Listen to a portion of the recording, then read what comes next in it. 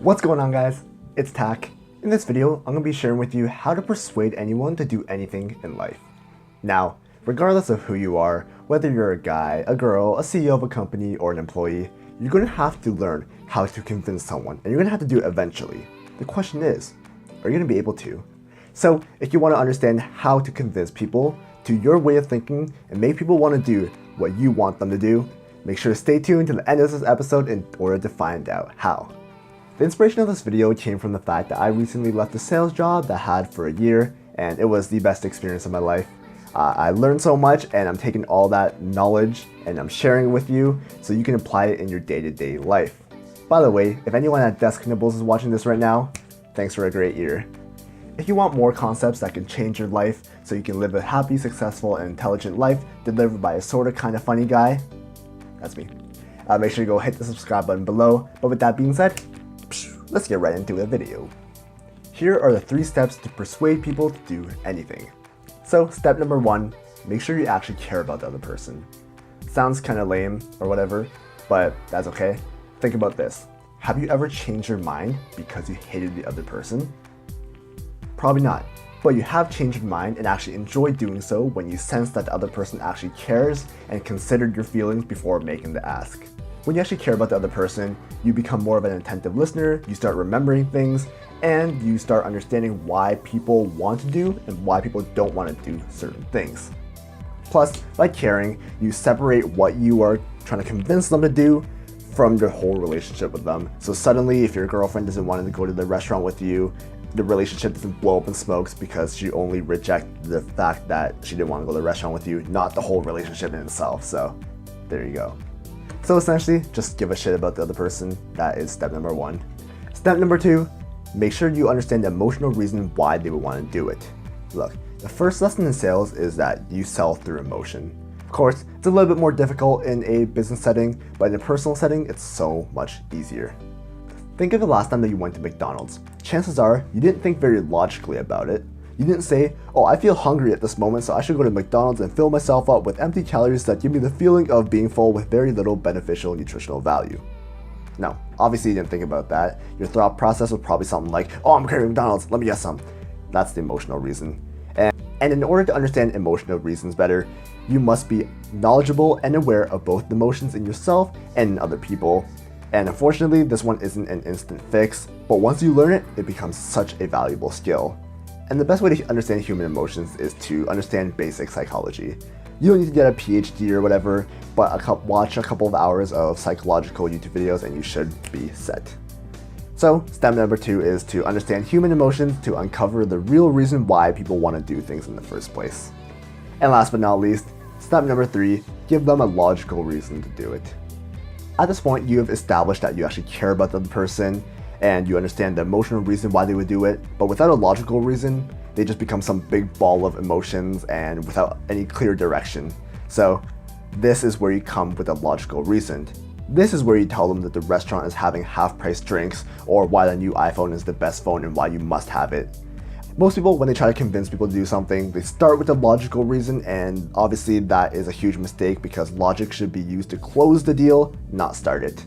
Look, imagine if you were trying to buy a car and the salesperson started spewing facts about the horsepower, top speed, 0 to 60, quality of the leather seats, and whatever. Chances are that means nothing to you unless you have the emotional reason why you want to buy the car in the first place. So before we go, let me give you 2 examples, one in a sales situation and one in a personal situation. Remember, it's emotions first, logic second. So in a professional sales environment, let's just say you were selling a car, it would look something like this. Hey, thank you for coming in. What kind of car are you looking for?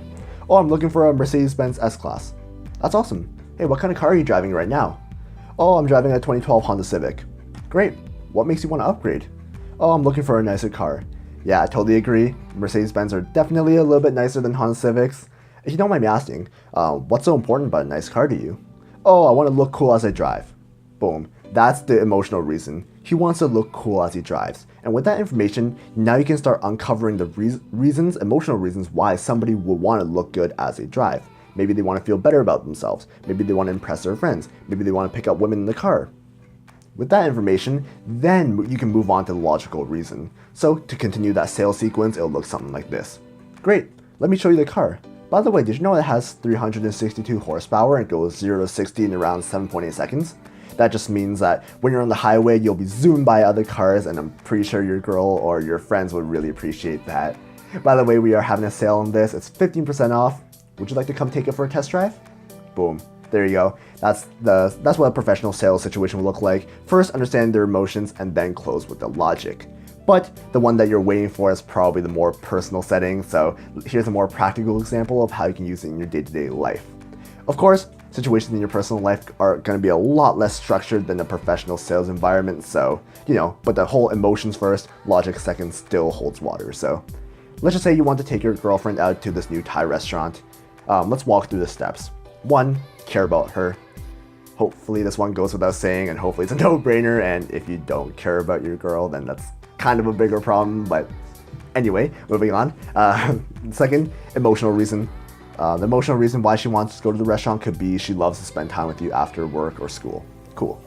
Number 3, logical reason. She never tried Thai and this restaurant is offering half-price drinks. Cool. So with that information, now if you really want to convince her to do it and you want to make her enjoy it, you can say something like this. Hey, I really want to spend some time with you tonight. I found this cool Thai restaurant and I know you never tried Thai before, but it could be a cool experience. By the way, they're having half-price drinks. Would you like to go? Boom, you're welcome. So essentially, just to wrap it up, 3 steps to convincing anyone to do anything goes as follows. 1, give a shit about the other person and consider their feelings. Number 2, find out the emotional reason why they want to do it. And number 3, close with a logical reason. So if you like this video on how to persuade people, you might want to watch my other video on how to find your purpose so you can start living a life full of ambition and energy. I'll put that in the link in the description below. But with that being said, thank you guys so much for watching. You are awesome. Keep being awesome. Now I'll see you in the next video. Peace. Hey, before you go, I want to personally tell you why subscribing to my YouTube channel could be a fantastic use of your time.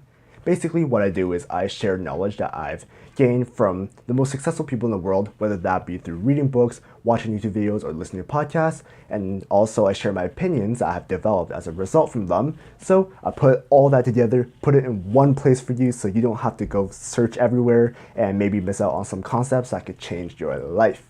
Plus, you'll probably be entertained because I am a halfway funny guy. And if you're like me, you enjoy being around funny people. So if you like what you hear, go ahead and subscribe to my YouTube channel and enjoy your time here.